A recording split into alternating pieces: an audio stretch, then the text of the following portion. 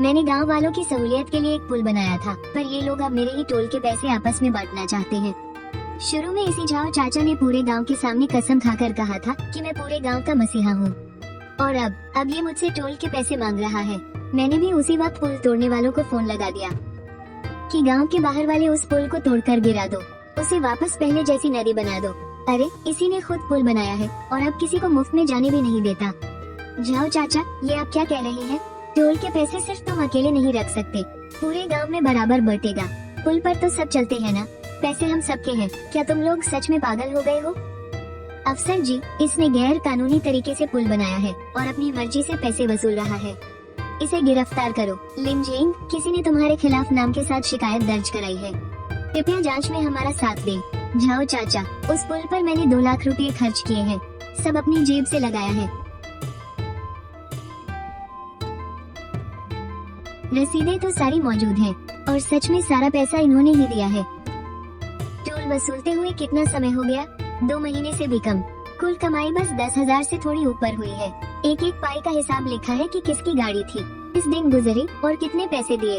सिर्फ 10,000? कौन बेवकूफ यकीन करेगा इस पर? तूने पक्का हिसाब में गड़बड़ की है।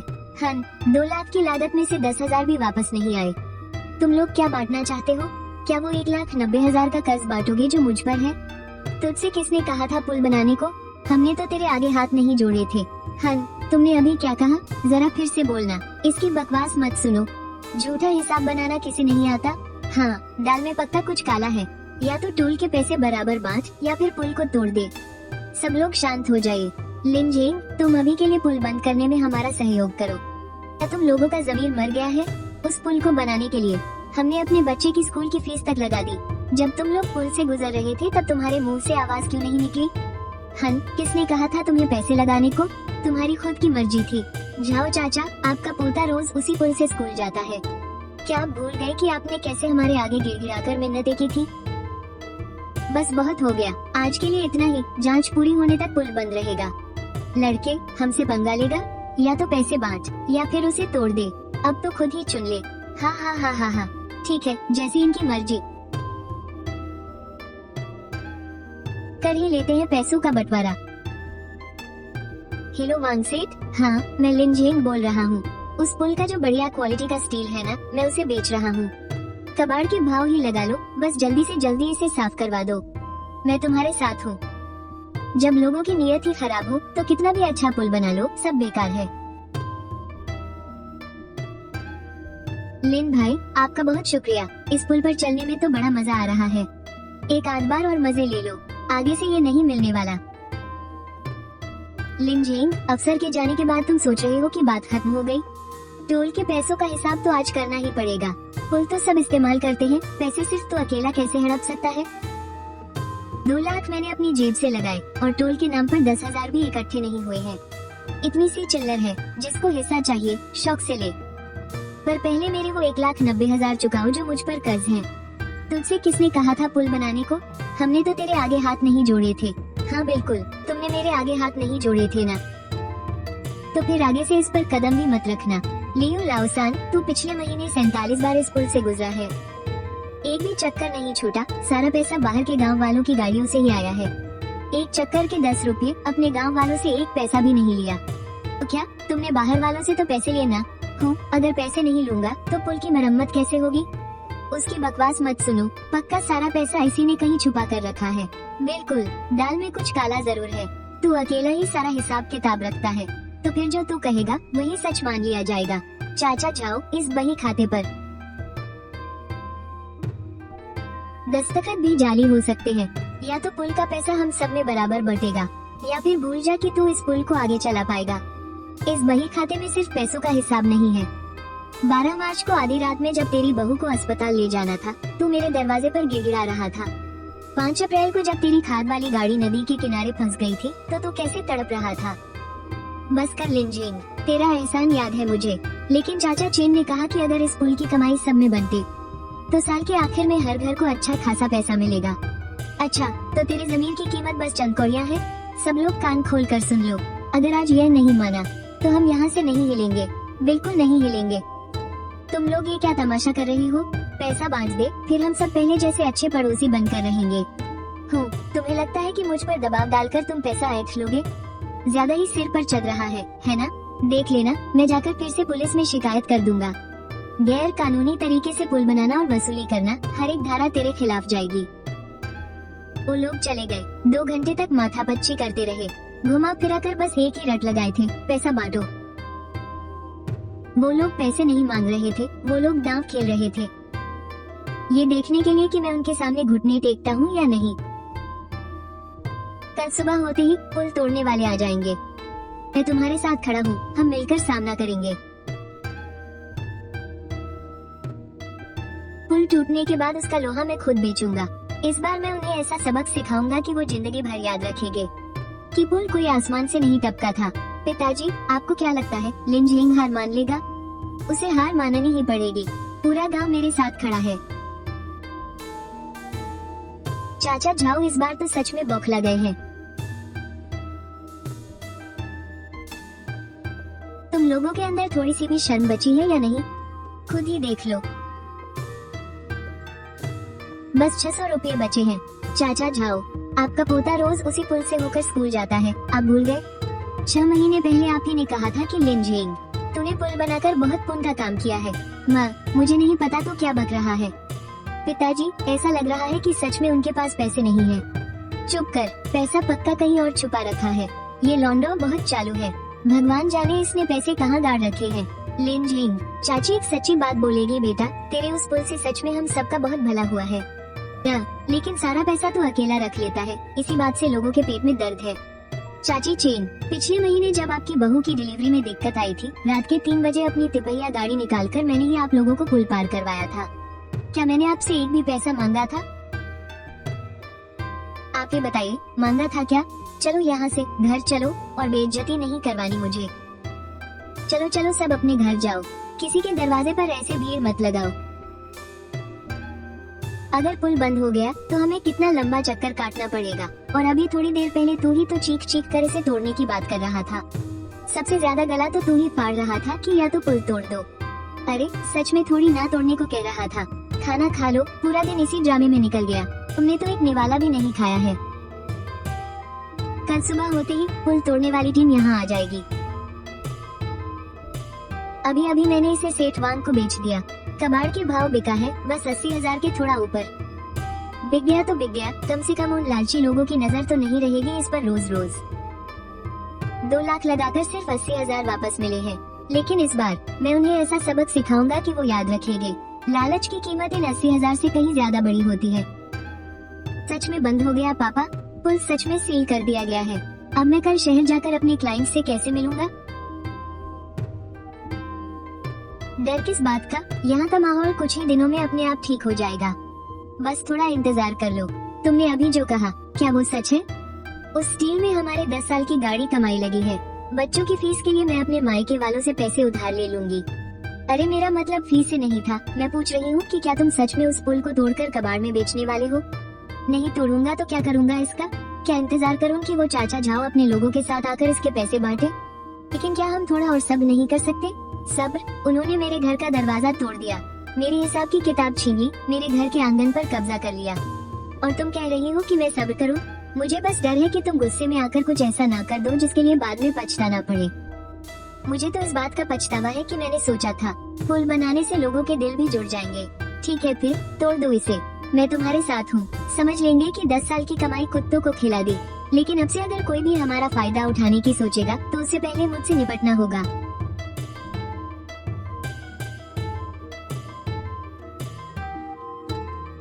लिन, मैंने अभी अभी हिसाब लगाया है।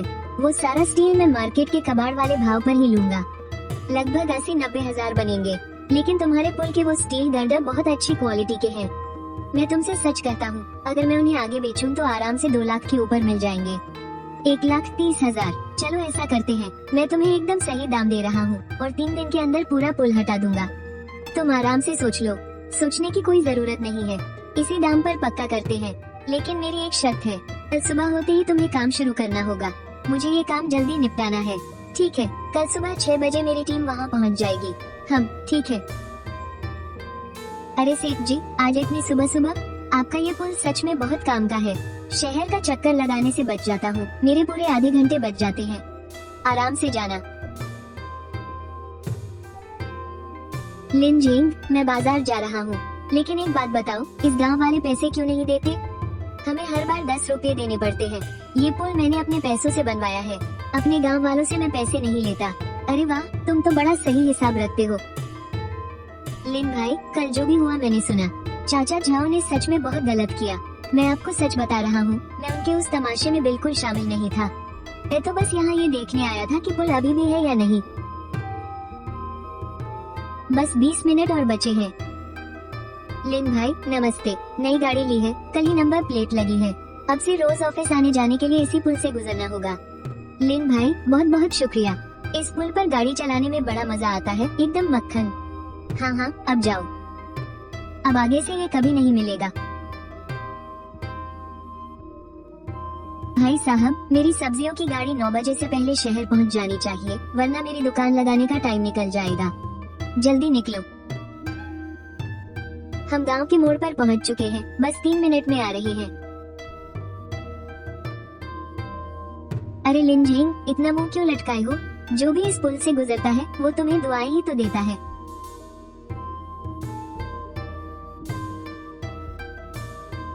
पुल पर अभी भी कुछ लोग चल रहे हैं। यह आखिरी भीड़ है, बस इसके बाद सब खत्म। उन्हें अभी पता नहीं है, थोड़ी देर में बड़ा तमाशा होने वाला है। तुम लोगों को यहाँ किसने बुलाया? ये सब क्या हो रहा है? पुल तोड़ने आए हैं, बॉस का हुक्म है। अरे तुम ये पुल नहीं तोड़ सकते। किसने कहा तुम्हें इसे तोड़ने के लिए? पुल एकदम ठीक है, फिर इसे क्यों तोड़ रहे हो? लिन जिंग कहाँ है? कहाँ है वो? क्या तुम पागल हो गए हो? किसने कहा तुम्हें इसे तोड़ने के लिए? मैंने कहा है। जांच में पता चला है कि लिंजिया गांव का ये पुल गैर कानूनी है। इसे बनाने की कोई सरकारी मंजूरी नहीं ली गई थी, इसलिए इसे तय समय में खुद ही तोड़ने का आदेश दिया गया है। क्या तुम लोगों ने इसकी शिकायत की थी? अब मैं बस कानून का पालन कर रहा हूँ। नदी पर पुल बनाकर गैर कानूनी तरीके से टोल वसूलने के लिए कोई दिक्कत है क्या? लिन जिंग ने बिना मंजूरी के नदी पर अपनी मर्जी से पुल बना लिया और गैर कानूनी तरीके से पैसे वसूल रहा था। नीचे नाम लिखा है झाओ देहो। झाओ चाचा, जब आपने शिकायत की थी तब तो नहीं कहा था कि पुल टूट जाएगा। बकवास बंद करो। तब तो तुम कह रहे थे कि उसे पैसे बांटने पर मजबूर करेंगे। अब तो पुल ही जा रहा है। तुम इसे तोड़ना पसंद करोगे, लेकिन हमें इसका फायदा नहीं उठाने दोगे? हाँ, मैं इसे तोड़ना ही पसंद करूँगा। लिन जिंग, मैं आज सुबह ही इस पर से गुजरी थी। तुम अचानक इसे कैसे तोड़ सकते हो? झाओ दीदी, कल आप मेरे दरवाजे पर कितनी देर खड़ी थी? 3 मिनट। आपने कहा था कि आप इस तमाशे में शामिल नहीं है, फिर आप मुड़कर चली गई, तो आपने बस उसे मेरे घर का दरवाजा तोड़ते हुए देखा और कुछ नहीं किया। तुम लोग इससे डरो मत, ये बस दिखावा कर रहा है। 2 लाख का पुल है, क्या इसे सच में तोड़ने की इसकी हिम्मत होगी? हम शुरू करो। पापा, तमाशा मत कीजिए। आपको क्या पता, इस पुल को कोई हाथ नहीं लगाएगा। ये प्रोजेक्ट के मुख्य विभाग की तरफ से दिया गया काम शुरू करने का परमिट है। सरकारी काम में दखल देने वालों पर कानूनी कार्रवाई की जाएगी। माँ, जल्दी से पापा की ब्लड प्रेशर की दवा लाओ, जल्दी। अरे, इन्होंने सच में काटना शुरू कर दिया। वो लोहे के खंभे सड़क विभाग ने एक एक करके मंगवाए थे, मैंने खुद देखा था। रुक जाओ, इसे मत काटो। ये पुल हमारे गांव का है, किसी को इसे तोड़ने का हक नहीं है। लिन जिंग, जब तुमने ये पुल बनाया था तब सबने मेहनत की थी। अब तुम अकेले कैसे तय कर सकते हो कि इसे तोड़ना है? हाँ बिल्कुल, मैंने सीमेंट उठाने में तुम्हारी मदद की थी। पीछे हटो, जब तक तुम मशीन बंद नहीं करते हम नहीं हटेंगे। इंजिया गांव के पुल वाली जगह पर कुछ लोग कानूनी काम में रुकावट डाल रहे हैं। समझ गए, हम अभी निकल रहे हैं। काम की रिपोर्ट पहले ही दर्ज हो चुकी है। जो भी इस कानूनी काम में अड़ंगा डालेगा ना, वो झाओ चाचा के साथ जेल में ही नया साल मनाएगा। छोड़ो मुझे। अरे शांत हो जाओ, शांत हो जाओ। तुम पागल हो गए हो, वो सच में डरा नहीं रहा है। लिन जिंग, अगर तुमने इसे तोड़ दिया तो सब लोग शहर कैसे जाएंगे? जब तुम लोगों ने शिकायत की थी तब इस बारे में नहीं सोचा? परसों मेरे खेत की स्ट्रॉबेरी बाजार में जाने वाली है। बिना पुल के दूसरे रास्ते से जाने में 2 घंटे से ज्यादा का समय लगेगा। मुझसे ये सब कहने का क्या फायदा? जाकर झाओ चाचा से कहो ना। अगर तुमने शिकायत नहीं की होती तो भला वो इसे क्यों तोड़ता? मुझे ऐसे क्यों घूर रहे हो? मैं थोड़ी ना इसे तोड़ रहा हूँ। अगर तुम लोगों ने शिकायत न की होती तो भला ये टूटता ही क्यों? बॉस ली, खंभे और बीम के जोड़ को काटना मुश्किल हो रहा है। हमें गैस कटर का इस्तेमाल करना पड़ेगा। इसमें शायद आधा घंटा और लगेगा। कोई जल्दी नहीं है, सब कुछ नियम के हिसाब से ही करो। क्या तमाशा देख लिया तुम लोगों ने? अगर देख लिया है तो अब यहाँ से चलते बनो। इसके बाद यहाँ बहुत ज्यादा शोर होने वाला है। पत्नी कह रही थी कि पुल जल्दी बंद होने वाला है, मुझे जल्दी से 2-3 चक्कर और लगा लेने चाहिए। ये टोकरी पहुँचाने के बाद मैं एक और गाड़ी का माल ले जा सकता हूँ।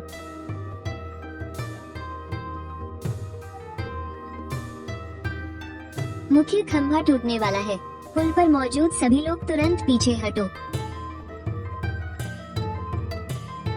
पापा चलिए यहाँ से, अब मत देखिए। मुझे तो यकीन ही नहीं हो रहा कि उसने सच में इसे गिरने दिया।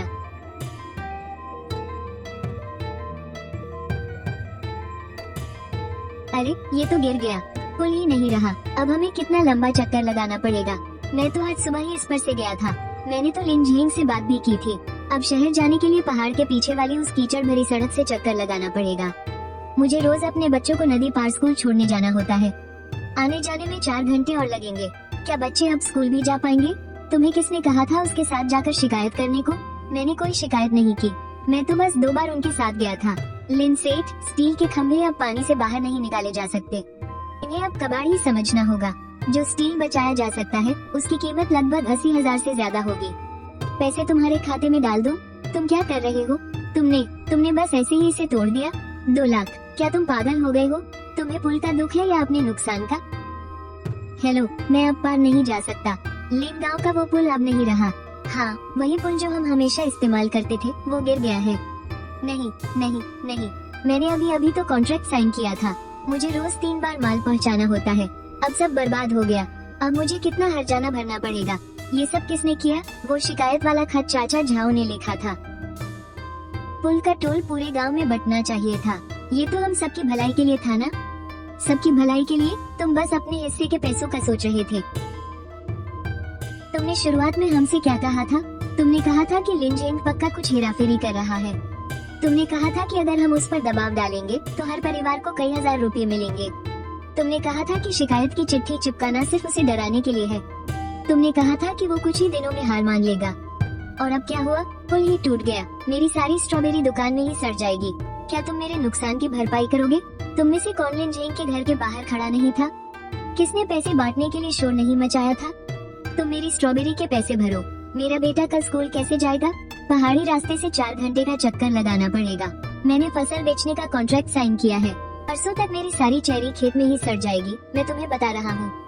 अगर तुमने मेरा नुकसान नहीं भरा तो मैं अदालत में तुम्हारे खिलाफ केस करूँगा। शिकायत की चिट्ठी तुमने ही लिखी थी। अब इसकी सारी जिम्मेदारी तुम्हारी है।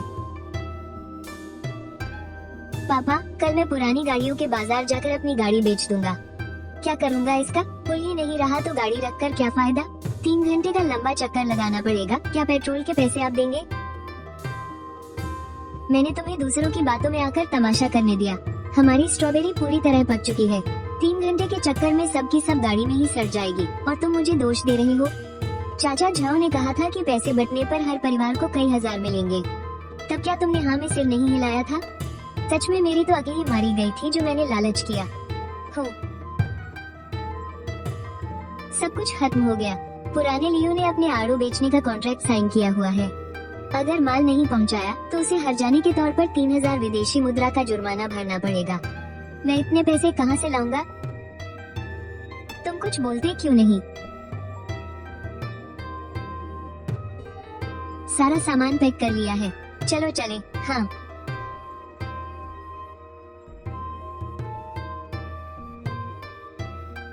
लिन भैया, आप सच में जा रहे हैं? मेरे पापा वो बुढ़ापे में सठिया गए हैं। क्या? मैंने अभी कागजी कार्रवाई पूरी कर ली है। अब इस गांव से मेरा कोई लेना देना नहीं है। माँ, हिम्मत रखो। माँ, आंखें खुली रखना, सोना मत। बस गांव के मुहाने पर पहुंचने वाले हैं। अरे, पुल कहाँ गया? पुल अब नहीं रहा। पुल तोड़ दिया गया है। तुम भूल गए क्या? पीछे वाली पहाड़ी के रास्ते से चलो, वो जल्दी पहुंचाएगा। वहाँ से नहीं जा सकते। इस रास्ते से तो गाड़ियाँ भी नहीं जा सकती। माँ, क्या आपको मेरी आवाज आ रही है? लिन जेंग को फोन लगाओ। फोन उठा लो भगवान के लिए। लिन जेंग प्लीज फोन उठा लो। आपके द्वारा डायल किया गया नंबर अभी व्यस्त है, कृपया कुछ समय बाद फिर से प्रयास करें। यहाँ, क्या आप इस तरफ नहीं आ सकती? माँ, बस थोड़ा सा और इंतजार कर लो, बस थोड़ा सा। कल तक तो सब बिल्कुल ठीक था, अब सब सड़ गया है। पिताजी, मैंने खरीदार से बात की है, वो कह रहे हैं कि घूमकर आने में बहुत ज्यादा समय लगता है। वो क्या कह रहे हैं? कोल्ड चेन वाले ट्रकों को हमारे गांव तक पहुंचने के लिए 2.5 घंटे ज्यादा चलना पड़ेगा। चेरी वहां पहुंचते पहुंचते डिब्बों में ही सड़ जाएगी, और उन्होंने ये भी कहा है कि वो अब कभी नहीं आएंगे। कह रहे हैं कि हम अपना इंतजाम खुद ही कर ले। पिताजी, आप ये क्या कर रहे हैं? जब लिन जेंग पुल बना रहा था, मैंने उसके साथ सीमेंट की बोरियां उठवाई थी। उसने मुझे सिगरेट भी दी थी। लिन जेंग, लिन चाचा, मैं ही इंसान कहलाने लायक नहीं हूँ। पता नहीं उस वक्त मेरी अकल पर कौन सा पत्थर पड़ गया था। 30,000 की चेरी, पूरे परिवार के खाद का पैसा, और महंगी स्कूल की फीस भी। पिताजी, प्लीज रोना बंद कीजिए, उठिए। खरीदार ने साफ कह दिया है कि अगर रास्ता नहीं खुला तो वो यहाँ कभी नहीं आएगा। रोने से क्या फायदा? सब खत्म हो गया, बहुत देर हो चुकी है। पिताजी, हाँ पिताजी, बगल वाले गांव के चाउ परिवार के खरीदार ने भी आने से मना कर दिया है। वो कह रहे हैं कि गांव चाहे कोई भी हो, अगर रास्ता बंद है तो वो नहीं आएंगे। काश लिन जेंग अभी भी यही होता। जाओ देहाओ, मेरे सुपरमार्केट में पिछले 3 दिनों से कोई सामान नहीं आया है, ट्रक अंदर आ ही नहीं पा रहे हैं। क्या तुम हमारे लिए रास्ता बनवाओगे? जाओ चाचा, मेरे घर की आधी स्ट्रॉबेरी सड़ चुकी है, कुछ तो बोलो अब। लिन परिवार की सारी चेरी बर्बाद हो गई, तुम्हें पता भी है या नहीं? तुम्हें एहसास भी है कि क्या हुआ है, और तुम लोग अब मुझे दोष दे रहे हो? उस वक्त मेरे साथ लिन जेंग के घर कौन कौन गया था? किसने चिल्ला चिल्ला कर पैसों में हिस्सा मांगा था? तुमने ही तो सबको भड़काया था, तुमने ही पहल की थी, और अब सारा इल्जाम हमारे सिर मरना चाहते हो। अगर तुम ना होते तो हम में से कौन लिन जेंग से दुश्मनी मोल लेता? पिताजी, घर चलिए। कैसा घर? कहाँ जाऊँ मैं? वो ऐसा कैसे कर सकते हैं? कैसे कर सकते हैं? क्योंकि वो शिकायत वाली चिट्ठी तुमने ही लिखी थी। तुम कहाँ जा रहे हो? मैं 2 दिन के लिए शहर जा रहा हूँ। अब सबके सब गूंगे क्यों हो गए? पुल टूट गया, रास्ता बंद हो गया, खेतों में फल सड़ रहे हैं, अब क्या करें? मैंने तो पहले ही कहा था कि झाओ देचेंग के साथ मिलकर ये बेवकूफी मत करो। अब ये सब बकवास करने से क्या फायदा? स्टेट हाईवे को मोड़ने का प्लान पास हो गया है, लेकिन इसके लिए हमें एक पुल की जरूरत पड़ेगी। सरकार ने कहा है कि कुछ पैसा गांव वालों को खुद जमा करना होगा, तभी वो बाकी के पैसे देंगे। हमें खुद कितना पैसा जमा करना है? 3 लाख। क्या बात है, बोलो। कोई बहुत बड़ी बात नहीं है, बस वो पुल के बारे में बात करनी थी। लिन जेंग, हमसे गलती हो गई, तुम बड़े दिल वाले हो, हम छोटों की खता माफ कर दो। वापस आ जाओ और प्लीज वो पुल फिर से बना दो। हम कसम खाते हैं इस बार कोई तुम्हारी शिकायत नहीं करेगा। पक्का कोई शिकायत नहीं करेगा, हम सब कसम खाते हैं, पूरे गांव की तरफ से पक्का। जो भी दोबारा शिकायत करेगा वो सबसे बड़ा नीच होगा, ठीक है? पुल फिर से बन सकता है। तुम लोग पहले पिछली बार पुल बनाने वाले 2 लाख रुपए इकट्ठा करो। मान लो कि मैं तुम लोगों से उधार ले रहा हूँ। 2 लाख? लिन फेंग, क्या तुमने नहीं कहा था कि पुल बनाने में 2 लाख लगे थे? तो अभी 80,000 से ज्यादा का तो बिका ही है ना। बाकी के 1,20,000 का क्या? अब तुम गांव में तो रहते नहीं हो, ये पुल बन भी गया तो तुम्हारे किस काम आएगा? हम वो 1,20,000 क्यों दे? मुंह बंद रखो, मैं सच ही तो कह रहा हूँ। दफा हो जाओ यहाँ से। पुल तुम लोगों के लिए मुफ्त खोला था, इस्तेमाल करते वक्त तुम्हें इस बात की शिकायत थी कि मुनाफा नहीं बढ़ रहा। पुल टूट गया तो रो रहे हो कि कोई इसे बना नहीं रहा। तुम लोग तो जिंदगी भर इसी कीचड़ वाली सड़क पर चलने लायक हो।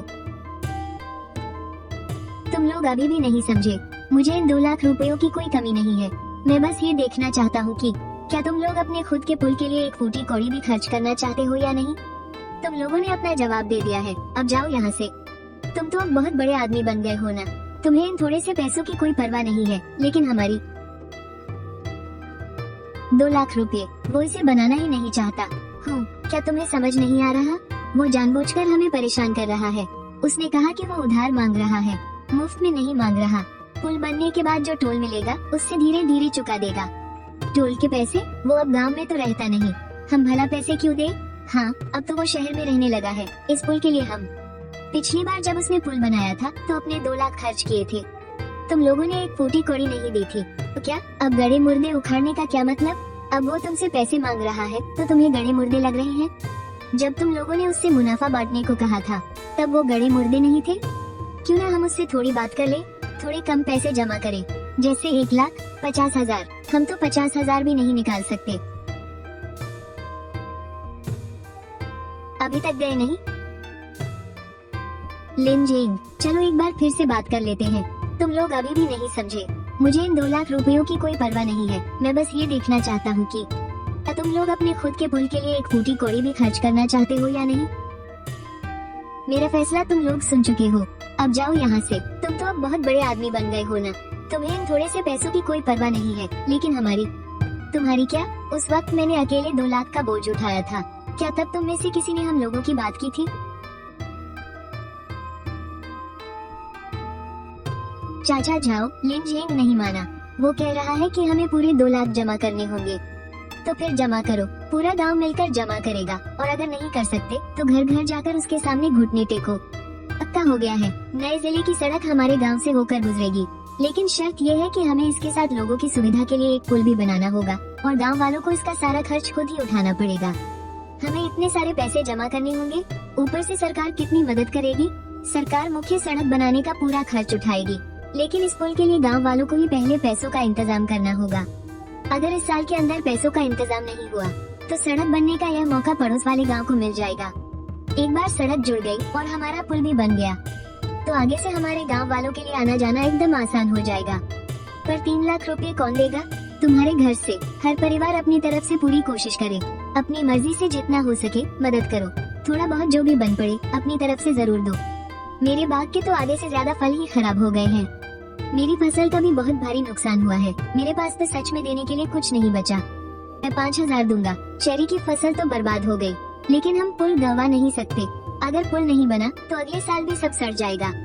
मैं भी 5,000 दूंगा। मैंने वो अपनी खटारा गाड़ी बेच दी है। सब मिलाकर तो 40,000 भी नहीं हो रहे। हाँ, लिंग गांव के लोग तो। मैं सरपंच हूँ कस्बे में। आइए स्टेट हाईवे प्रोजेक्ट के फंड प्लान पर नजर डालते हैं। हमें अपनी तरफ से 3 लाख जुटाने होंगे। सरकार 30 लाख की सब्सिडी देगी, पूरे 30 लाख। बैठिए, शर्त बस इतनी है कि अपनी तरफ का फंड साल के अंत तक मिल जाना चाहिए। अगर ऐसा नहीं हुआ तो ये प्रोजेक्ट बगल वाले ली गांव को दे दिया जाएगा। अधिकारी जी, क्या ये 3 लाख थोड़े कम नहीं हो सकते? यह एक पक्का नियम है, एक पैसा भी कम नहीं होगा। तुम्हारे गांव में पहले एक काबिल आदमी था ना, जिसने अपने पैसों से एक पुल बनवाया था? तुम उससे बात करके देख सकते हो। उसी ने तो उस पुराने पुल को तोड़ दिया था। हाँ, तोड़ दिया। आजकल ऐसा इंसान मिलना बहुत मुश्किल है जो अपनी जेब से गांव वालों के लिए पुल बनवा दे। उस वक्त ये सब किसने शुरू किया था? वो शिकायत वाली चिट्ठी किसने लिखी थी? सुना तुमने? 3 लाख। तुम्हारी उस एक शिकायत की कीमत 3 लाख है। मुझे नहीं पता था कि ऐसा हो जाएगा। नमस्ते लिन जिंग साहब, आपका इंतजार कर रहे हैं।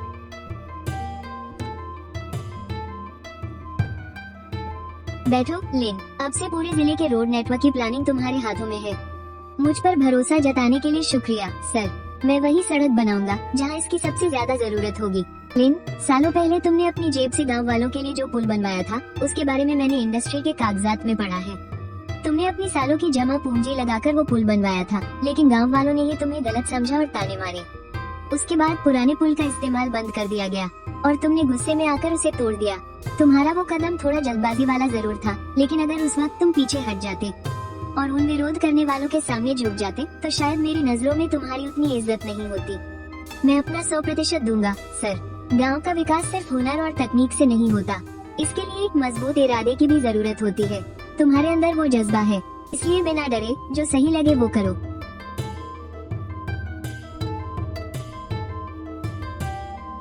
ये पुराने गांव के इलाके की सर्वे रिपोर्ट है। वहाँ की जमीन एकदम ठीक है, वहाँ से नई सड़क निकाली जा सकती है। सबसे अच्छा तरीका नदी के उस पार से सड़क ले जाना है, लेकिन इससे लिंग गांव कट जाएगा। सर, क्या हमें गांव के अंदर से सड़क ले जाने वाले प्लान पर विचार करना चाहिए? माना कि इसमें 2 करोड़ ज्यादा लगेंगे, लेकिन कम से कम वो गांव दुनिया से कटेगा तो नहीं। अरे जल्दी आओ, जिले की नई सड़क का प्लान नोटिस बोर्ड पर लगा है।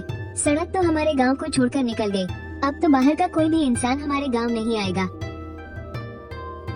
सर, सर्वे का पूरा डेटा आ गया है। सबसे आसान तरीका यही है कि नई सड़क को सीधा नदी के उस पार से निकाल दिया जाए। वहाँ काम करना काफी आसान होगा और किसी के घर को तोड़ने की भी जरूरत नहीं पड़ेगी। गांव के अंदर से रास्ता ले जाने के मुकाबले इसमें खर्चा भी काफी कम आएगा। लेकिन वो पुराना गांव मेन रोड से पूरी तरह कट जाएगा। सबसे बेहतरीन प्लान नदी के उस पार का ही है। लेन गांव बाईपास हो रहा है। सर, क्या हमें गांव के अंदर से रास्ता ले जाने वाले प्लान पर विचार करना चाहिए? माना कि इसमें 2 करोड़ ज्यादा लगेंगे, लेकिन कम से कम गांव दुनिया से अलग थलग तो नहीं पड़ेगा। 2 करोड़, ये तो कंपनी के पूरे 3 महीने का मुनाफा है। लेकिन वो लिंग गांव, अगर हम गांव के अंदर वाला प्लान चुनते हैं तो 2 करोड़ का एक्स्ट्रा खर्चा आएगा। ऊपर वाले अधिकारी क्या सोचेंगे? मैंने अभी तो ये कुर्सी संभाली है। मेरा पहला ये फैसला जज्बाती माना जाएगा। एक एक पैसे का हिसाब देना होता है। ये सड़क सिर्फ उन लोगों के लिए नहीं है, ये उन सभी के लिए है जिन्हें एक अच्छी सड़क की जरूरत है। सर, प्लानिंग डिपार्टमेंट से लगातार दबाव आ रहा है। आज ऑफिस खत्म होने से पहले हमें फाइल भेजनी ही होगी। ठीक है, तो यही फाइनल रहा। लेकिन सर, वो आपका अपना गांव है, मुझे पता है। जरा रुकना, उस बाईपास वाले प्लान के नक्शे भी सेव कर लेना, क्या पता बाद में काम आ जाए। सरपंच जी, नई सड़क के प्लान का नोटिस आ गया है, आप खुद ही देख लीजिए। उन्होंने हमें बाईपास कर दिया है। सड़क अगली गांव से होकर जाएगी। अब हमारा इससे कोई लेना देना नहीं रहा, सब खत्म हो गया। हमारा गांव तो अब एक बंद गली बनकर रह जाएगा। क्या कहा तुमने? नई सड़क के प्लान का नोटिस? वो नदी के उस पार से जा रही है, हमारे गांव को छोड़ दिया। ये जो लाल लाइन है ना, यही स्टेट हाईवे है। देख रहे हो, ये गांव पार करते ही ये सीधे शहर की तरफ मुड़ रही है। नदी के उस पार से ही निकल गई। मतलब अब कोई भी बड़ी सड़क हमारे गांव से होकर नहीं गुजरेगी। नोटिस में साफ लिखा है, जमीन की दिक्कतों और खर्च की वजह से नदी के पार वाले रास्ते को चुना गया है। लिंजिया गांव इस बार के रोड प्लान में शामिल ही नहीं है। इस नक्शे में तो हमारे गांव की पगडंडी तक नहीं दिखाई गई है। बाहर वालों को यहाँ आना होगा तो उन्हें खुद ही रास्ता ढूंढना पड़ेगा। तो फिर अगले साल मेरी स्ट्रॉबेरी कैसे जाएगी? सुना है नई सड़क यहाँ से नहीं आ रही। इसने कहा, ये सरकारी नोटिस है, तुम खुद ही देख लो। लोग कह रहे हैं कि हमारे गांव को रास्ते से हटा दिया गया है। अरे, तुम लोग कुछ बोलते क्यों नहीं? हाँ, ये सच है। प्लान आ गया है और साल के आखिर में काम भी शुरू हो जाएगा। क्या कोई किसी बड़े अफसर से बात नहीं कर सकता ताकि वो लोग रास्ता बदल दे? ये स्टेट लेवल का प्लान है। तुम्हें क्या लगता है हमारी बात का वहाँ कोई असर होगा? अगर ऐसा हो गया तो, अगर रास्ता बदल गया तो चलो हम लोग मेयर के पास चलते हैं। जिले में जाने से क्या होगा? वहाँ तुम्हारी मर्जी थोड़ी चलती है। नहीं, जिले में हमारी जान पहचान है। लिनजिंग अब जिले के ऑफिस में ही काम करता है। सुना है वो यही सब देखता है। पिछली बार तुम लोग उसके पास पुल बनवाने की गुजारिश लेकर गए थे ना, तो उसने क्या जवाब दिया था? तुम्हारे मुंह पर दरवाजा मार दिया था उसने। क्या उसने 2 लाख रुपए जमा करने को नहीं कहा था? पर इस बार बात 2 लाख की नहीं है। इस बार सवाल पूरी की पूरी सड़क का है। जाओ देखो कहाँ है? कई दिनों से उसे घर से बाहर निकलते नहीं देखा। उसका बेटा भी घर पर नहीं है, उसे बाहर बुलाओ।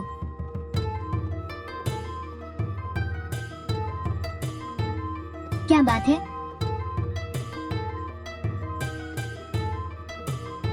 पिताजी, आप खुद बताइए, मैं क्या करूं? लिनजिंग, मेरी विनती है, गांव वालों के लिए जीने का कोई रास्ता तो छोड़ दो। जो भी गलतियां हुई वो सब मेरी गलती थी। पिताजी, आप अभी तो दवाखाने से आए हैं, ऐसे करेंगे तो आपकी तबीयत फिर बिगड़ जाएगी।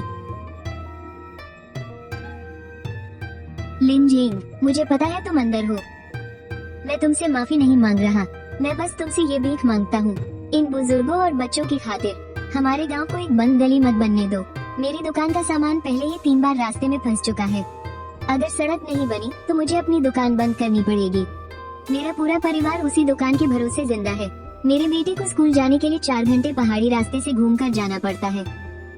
अंधेरे में ही घर से निकलता है और रात ढलने के बाद ही वापस आ पाता है। मेरी आपसे विनती है लिनजिंग भैया, बच्चों को स्कूल जाना है।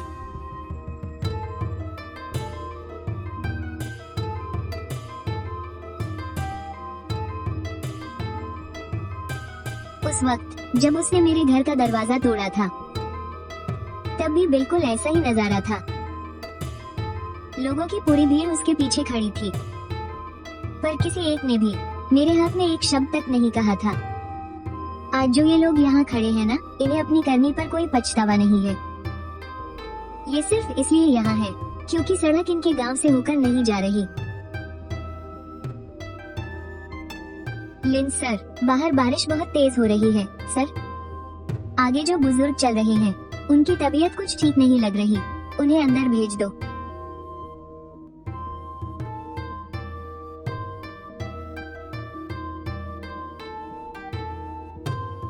मिस्टर लिन, बैठिए। मेरी 3 बातें सुनिए और फिर आप जा सकते हैं। पहली बात, पुरानी बातों को मैं दिल पर नहीं लूंगा। दूसरी बात, पूरे रास्ते का नक्शा पहले ही तय हो चुका है, मैं अपने मन से इसमें कोई बदलाव नहीं कर सकता। इंडस्ट्री के हिसाब से सबसे सही रास्ता वही है जो नदी के किनारे से होकर जाता है। कई जानकारों ने सोच समझकर इसे तय किया है। जानबूझकर गांव की तरफ से रास्ता मोड़ने पर खर्चा बहुत ज्यादा बढ़ जाएगा और ऐसा कर पाना जमीनी तौर पर मुमकिन नहीं है।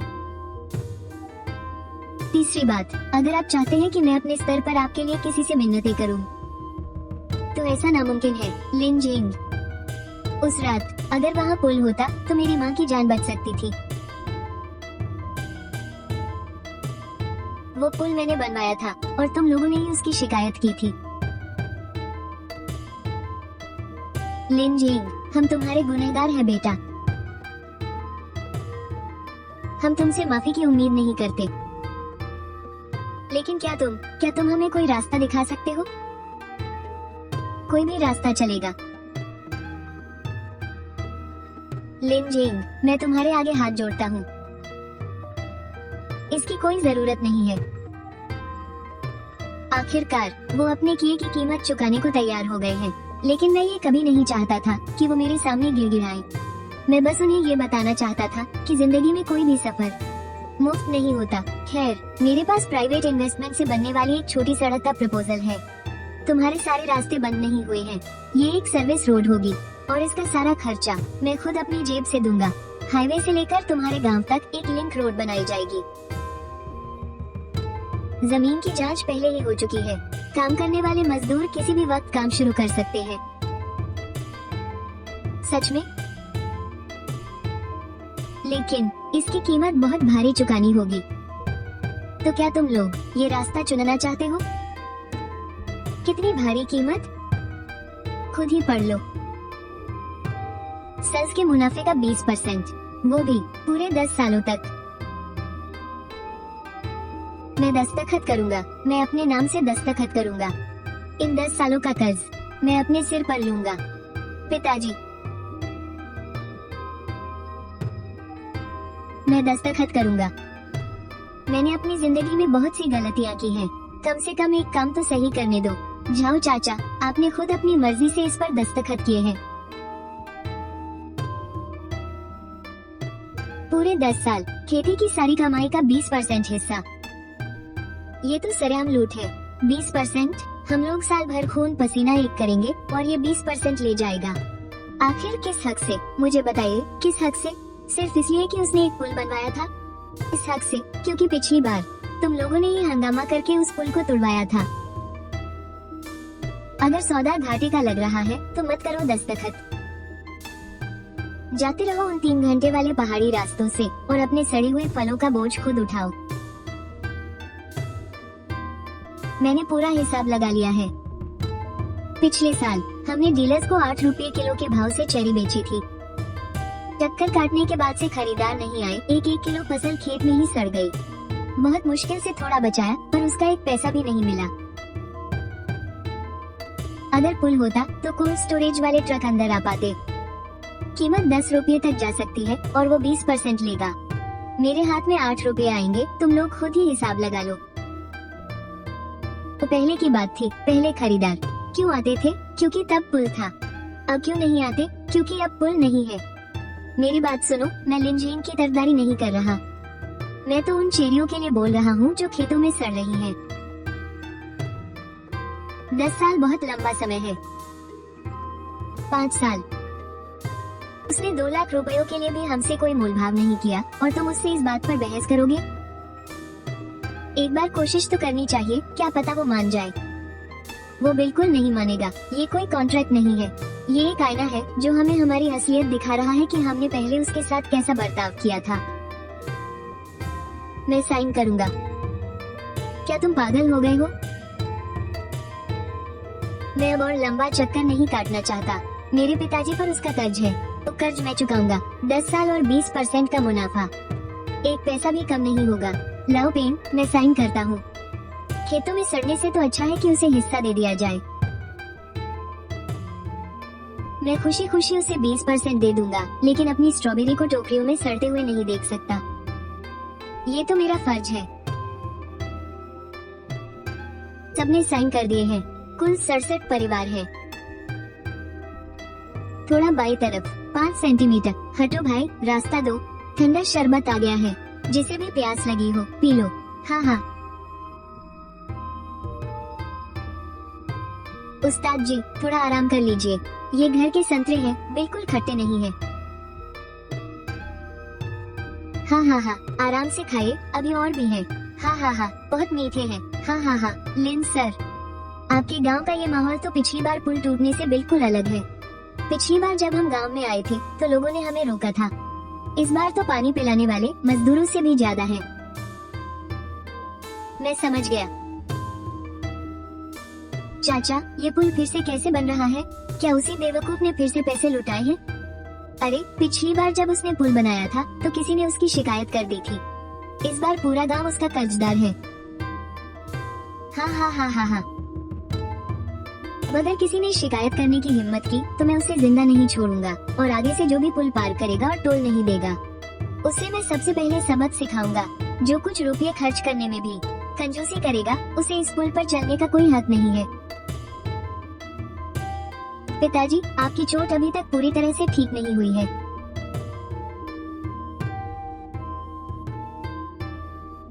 अभी थोड़ा बहुत काम तो कर ही सकता हूँ।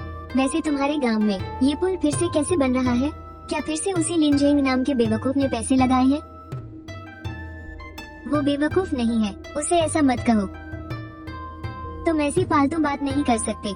इस बार तो हमारे पूरे गांव ने उसके सामने मिन्नतें की हैं, तब जाकर ये पुल बन रहा है। 10 साल का कॉन्ट्रैक्ट साइन हुआ है और मुनाफे का 20% उसे मिलेगा। अगर तूने फिर से रोना धोना किया यार, तो मैं सच में तुझ पर भड़क जाऊंगा। आगे से पुल पार करते समय पैसे देना मत भूलना। 1 रुपये से 1 पैसा भी कम नहीं चलेगा। ये चीज काम कैसे करती है? कहते हैं कि यह नंबर प्लेट स्कैन करती है, बस पता नहीं कि सही से करती भी है या नहीं। अपने गांव वालों के लिए 1 रुपया और बाहर वालों के लिए दूरी के हिसाब से लगेगा।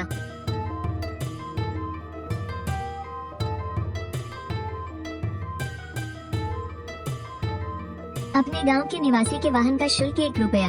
आपकी यात्रा मंगलमय हो। हाँ हाँ हाँ हाँ हाँ।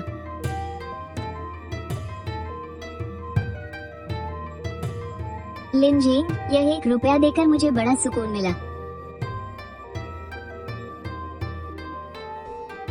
यह क्या हो रहा है पापा? आपने तो कहा था ना कि आपने नई गाड़ी की नंबर प्लेट बदल ली है। अभी तक समय ही नहीं मिला। अब चलना है या नहीं? ब्लैकलिस्ट किया गया उपयोगकर्ता। इस बार 10 रुपये काटे गए हैं। निगरानी के लिए आपका स्वागत है। शिकायत करने पर इनाम मिलेगा। क्या वो झाओ चाचा की गाड़ी नहीं है जो बेच दी थी? उसकी नंबर प्लेट अभी तक नहीं बदली गई। अभी भी ब्लैकलिस्ट में नाम है। सुना है कि उन्होंने इसे बेच दिया है। सोचा नहीं था कि सच में बेच देंगे। अपने गांव के निवासी का शुल्क 1 रुपया। झाओ चाचा, क्या आपने सच में अपनी गाड़ी बेच दी? हाँ, बेच दी। यहाँ से शहर तक पैदल जाने में 2 घंटे से ज्यादा का समय लगता है। अगले महीने पोती की स्कूल की फीस जो भरनी है। पुल पार करने के 10 रुपये, उतने में तो उसके लिए एक नई कॉपी आ जाएगी। ये गाड़ी चीजों को ताज़ा रख सकती है। इसका तापमान हमेशा 4 डिग्री रहता है। राजधानी तक भी भेज दे तो भी ये बिल्कुल खराब नहीं होंगी। ये चीज तो हमारे घर के फ्रिज से भी ज्यादा बढ़िया काम करती है।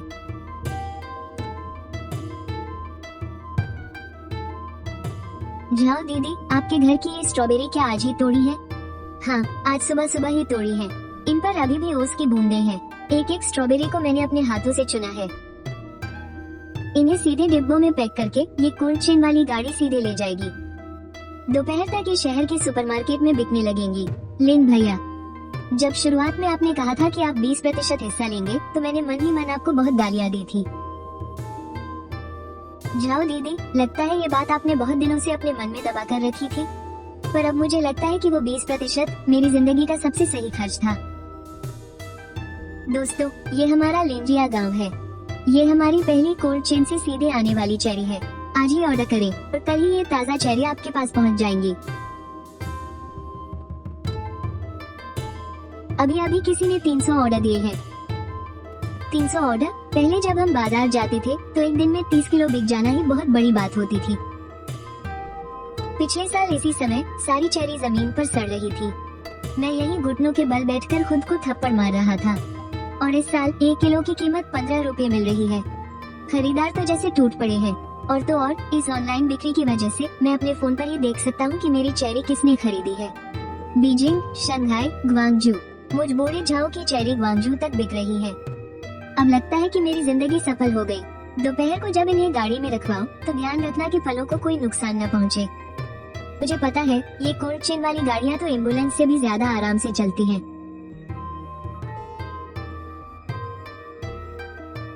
इस महीने ऑनलाइन 20,000 किलो बिकी है और व्यापारी 10,000 किलो खरीद कर ले गए। और जो बाजार में फुटकर बेचा है उसे भी मिला ले तो औसतन 8 रुपये प्रति किलो का भाव मिला है। पिछले महीने मेरा मुनाफा 1,80,000 रुपये था। लिनजेन को 20% हिस्सा देने के बाद मेरी कुल कमाई 1,40,000 रुपये से ज्यादा हुई है। 1,80,000। पहले तुम साल में कितना कमाते थे? साल के सिर्फ 50,000। अब तो एक महीने की कमाई पिछले 3 साल के बराबर है। और उसका जो 20% का हिस्सा है उसका क्या? शुरू में जब कॉन्ट्रैक्ट साइन किया था ना, तब 20% देना बहुत चुभता था, पर अब लगता है कि वो 20% तो समुद्र में एक बूंद जैसा है। उसी ने तो हमारे लिए कोल्ड चेन, ई-कॉमर्स और ब्रांड की पैकेजिंग का इंतजाम किया। अगर वो न होता तो ये 1,80,000, इसमें से एक फूटी कौड़ी भी नहीं मिलती। मैं तो खुशी खुशी उसे 20% दे दूंगा, पर अपनी एक भी स्ट्रॉबेरी को टोकरी में सड़ते हुए नहीं देख सकता। ये बात मैं 1 साल से ज्यादा से अपने मन में दबाए बैठा था। इस साल गांव के हर परिवार की कमाई में 63,000 युआन का इजाफा हुआ है। आपने जो कॉन्ट्रैक्ट साइन किया है, मैं बस उसी कॉन्ट्रैक्ट के हिसाब से काम कर रहा हूँ।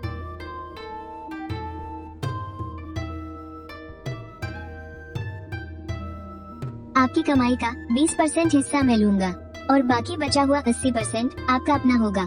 10 साल का कॉन्ट्रैक्ट है, अभी 9 साल और बाकी है। अगले साल के कॉन्ट्रैक्ट में कोई बदलाव नहीं होगा और उसके अगले साल भी यही शर्तें रहेंगी। 10 साल पूरे होने के बाद ये सड़क आपकी होगी और ये पुल भी आपका ही होगा। मीटिंग खत्म करते हैं। सुनो लिन, किसानों के मुनाफे में हिस्सा लेकर इंफ्रास्ट्रक्चर बनाने का तुम्हारा जो मॉडल है ना, सरकार ने खास तौर पर तुम्हारा नाम लिया है ताकि तुम जाकर अपना तजुर्बा सबके साथ शेयर करो। बहुत बहुत शुक्रिया सर, अच्छे से तैयारी करना। पूरा राज्य तुम्हारे इस तजुर्बे से सीखने का इंतजार कर रहा है। लिन जिंग, मुझे तो यहाँ आने में भी शर्म आ रही है। मैं किस मुंह से तुम्हारे पास आऊँ? ये शराब तुम्हारे लिए लाया हूँ। पता नहीं कितने सालों से संभाल कर रखी थी। गुइजो की पुरानी शराब है, पूरे 20 साल पुरानी। पोती के 1 महीने की होने की खुशी में खरीदी थी, पर कभी इसे पीने का मन नहीं किया। बक्से में सबसे नीचे दबा कर रखी थी। 3 बार घर बदला पर इसे कभी नहीं फेंका। चलिए अंदर चलिए, आपकी लाई हुई ये शराब पीते हैं।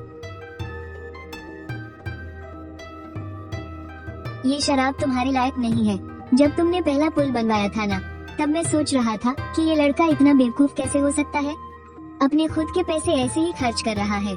फिर बाद में जब पुल से गुजरने वाले लोग बढ़ने लगे, तो मैंने फिर सोचा कि ये सारा पैसा अकेला यही क्यों रखे, और मैंने तुम्हारे खिलाफ शिकायत की चिट्ठी लिख दी। उस रात तुम्हारी चाची ने मुझे चूल्हे के पास बैठे बैठे बहुत कोसा।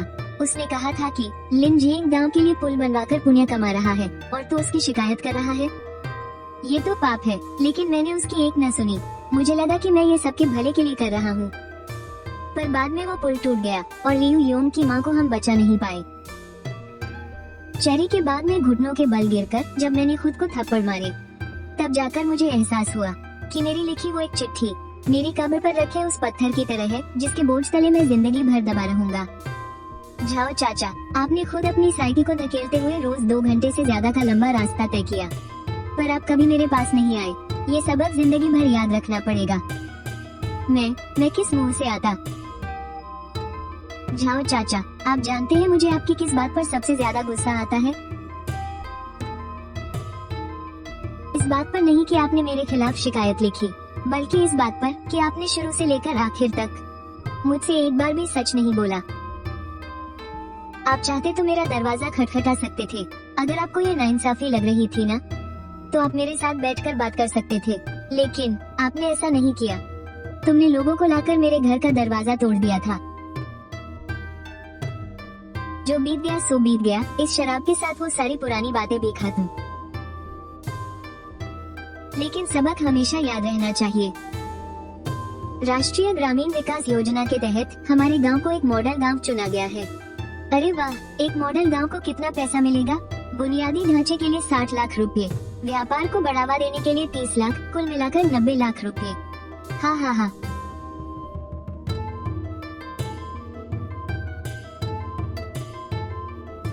अगर उस वक्त लिंजिंग वापस नहीं आता तो क्या हमें कभी यह पैसा नसीब होता?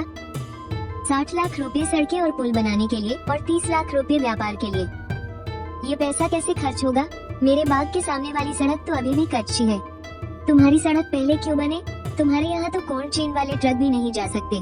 मेरा ग्रीन हाउस भी पहाड़ी पर है। बारिश के दिनों में तो ट्रैक्टर भी वहाँ नहीं चल पाता। अगर ट्रक अंदर नहीं जा पाएंगे तो फल चाहे कितने भी अच्छे हो, गोदाम में ही सड़ जाएंगे। क्या तुम लोगों ने कभी सोचा है, अरे गाँव वालों, कि यह पैसा हमें ही क्यों दिया गया? पूरे जिले में इतने सारे गांव हैं, फिर हमें ही क्यों? मैं बताता हूँ तुम्हें क्यों। क्योंकि लिंजिंग ने पुल बनाया, क्योंकि अब हमारे गांव में बड़े ट्रक आ सकते हैं। ऊपरी गांव की चेरी सीधे शहर तक बिकने गई। पिछले महीने जांच टीम चुपके से मुआयना करने आई थी। उन्होंने हमारा ऑनलाइन लाइव सेल देखा, पुल पर लगा इलेक्ट्रॉनिक टोल सिस्टम देखा, और जाते वक्त उन्होंने एक बात कही कि इस गांव ने अपनी तरक्की का रास्ता खुद बनाया है। अगर उस वक्त लिंजिंग वापस नहीं आता तो क्या ये पैसा हमें कभी मिलता?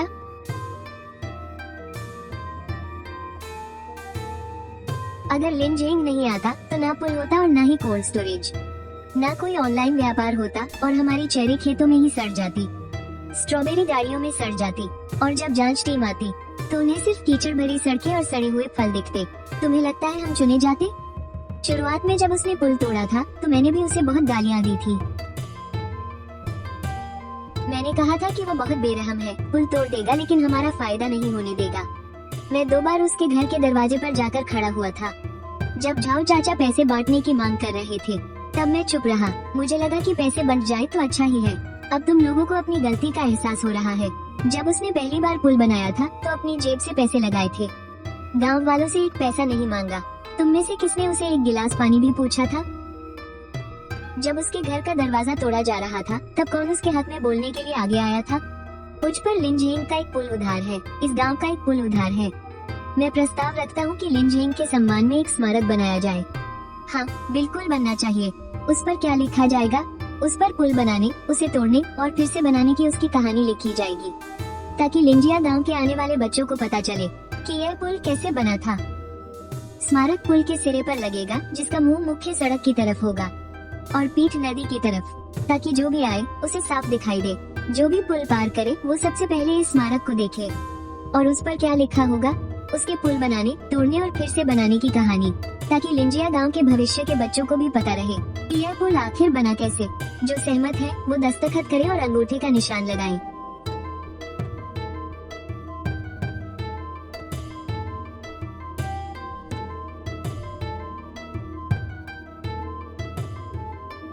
जब तुमने गुस्से में आकर पुल तोड़ दिया था तो मुझे लगा जैसे आसमान ही टूट पड़ा हो।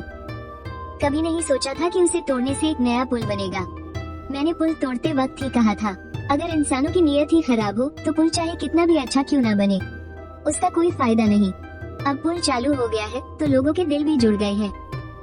ये स्मारक मेरे लिए नहीं बल्कि हम सब के लिए है, ये याद दिलाने के लिए कि यह पुल कैसे बना था और फिर कैसे टूट गया था और आखिरकार यह वापस कैसे आया।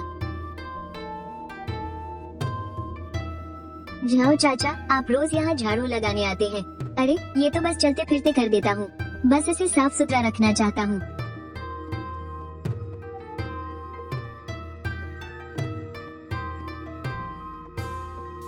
ये पुल लिन जेंग ने बनाया था, तो वो इस स्मारक का हकदार है। अब मैं बस यहाँ झाड़ू ही लगा सकता हूँ। वैसे इस जगह की लोकेशन बहुत बढ़िया है, नदी का किनारा, पुल के पास और मेन रोड से सटा हुआ। बोलो क्या कीमत लोगे? मुझे ये जमीन चाहिए। नदी के किनारे 200 एकड़ में हॉलिडे विला बनाऊंगा। ये पुल लिन जेंग ने बनवाया है और यह स्मारक पूरे गांव ने खड़ा किया है।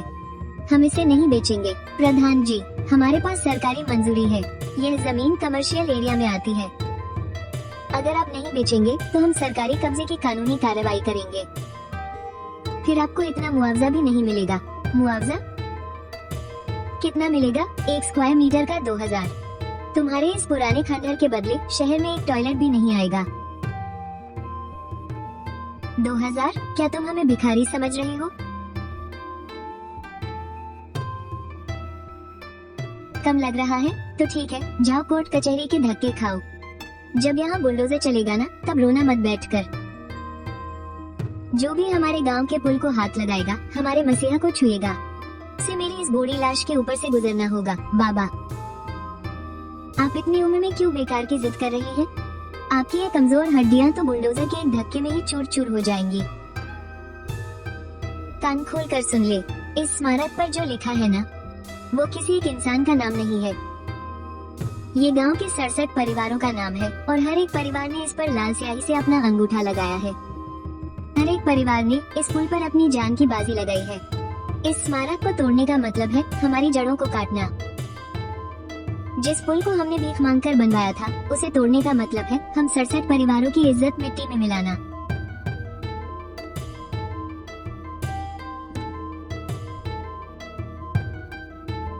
तुम लोग ये गैर कानूनी भीड़ इकट्ठा कर रहे हो क्या?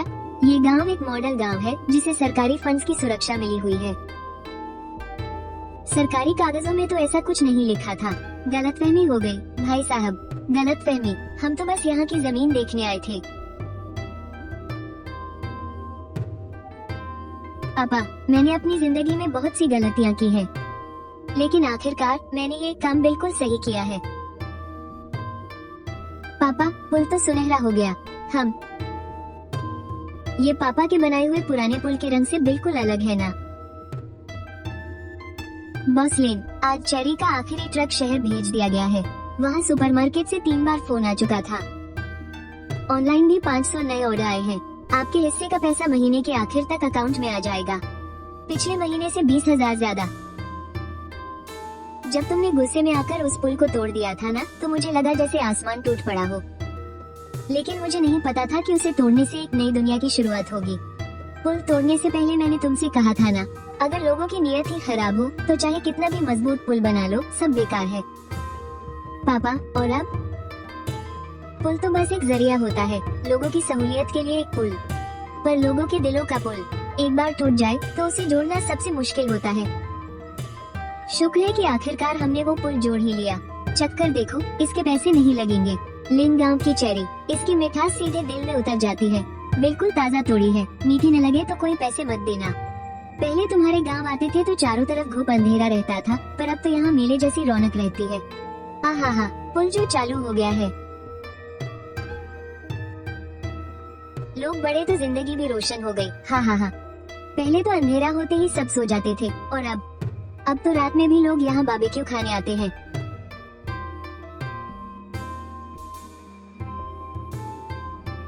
इसके ऊपर क्या लिखा है?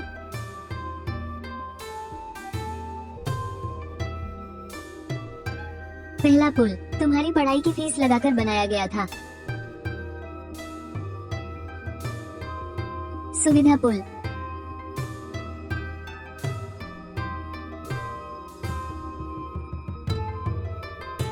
चलो घर चले। बॉस लिन, मैं अपनी पहले महीने की तनख्वाह इस्तेमाल करना चाहता हूँ। मैं पूरे गांव वालों को पुल पार करवाना चाहता हूँ। मैंने सबके लिए पुल के टिकट खरीद लिए हैं। गांव के हर इंसान के लिए एक ही टिकट है और सबका QR कोड उनके फोन पर भेज दिया गया है। तुम्हारी पहले महीने की तनख्वाह कितनी है? 5,000 और पुल का एक टिकट 1 रुपये का है। मैं गांव के बुजुर्गों को खाना खिलाना चाहता हूँ, बिल्कुल उसी दरवाजे के सामने मेज लगाकर जिसे कभी मेरे पिता ने खोला था। तुम्हारे पिता को पता है कि तुम ये योजना लेकर आए हो? मेरे पिता ने कहा था कि जो उधार उन्होंने तब लिया था उसे अब मैं चुकाऊं। हालांकि अभी मंजिल बहुत दूर है, पर कहीं से तो शुरुआत करनी ही होगी। चलो। कहाँ? अपने पिता को भी बुला लो, आज रात तो हम जी भरकर पिएंगे। हर किसी के लिए एक टिकट है और इस पर एक कोड बना है।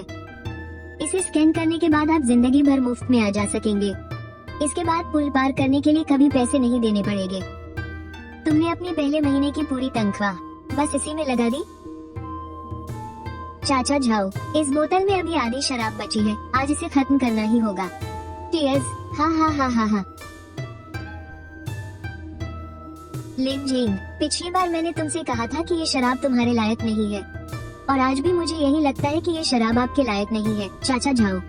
पर मैं आपके जज्बे को सलाम करता हूँ कि आपने पुल बनाया, और उससे भी ज्यादा सलाम करता हूँ कि आप वापस आए और एक और पुल बनाया, चाचा झाओ।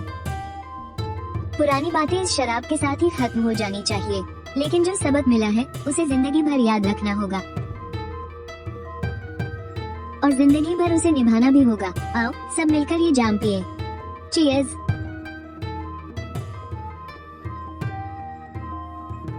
हाँ हाँ हाँ हाँ।